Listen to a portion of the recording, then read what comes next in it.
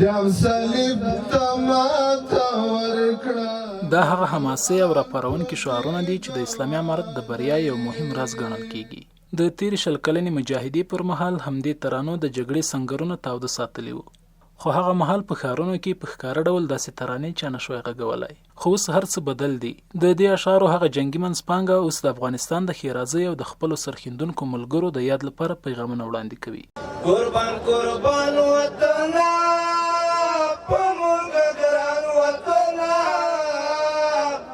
ولې به نه ورکوو موږ د خپل ځان وطنه. که یو موټی شو ګټلې ازادۍ کې بس بس بالکل دا نو ستره ثمره ده.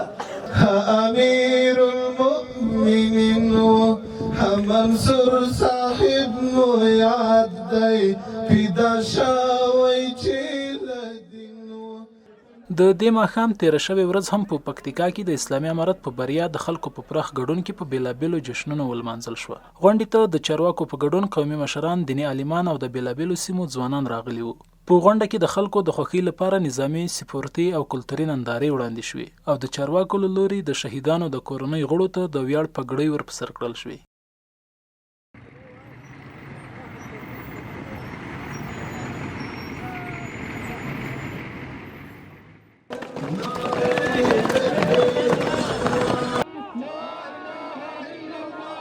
د سمبولین هم هغه ورځ ده چې کال وړاندې له افغانستانه د امریکا نظامي حضور په داسې مهال پای ته ورسید چې خپله د امریکا ولسمشر جو بایډن افغانستان د امپراتوریو هدیره یاده کړه او تر ننه د خپلو متحدینو د ملامتۍ له پیغور سره مخ دی.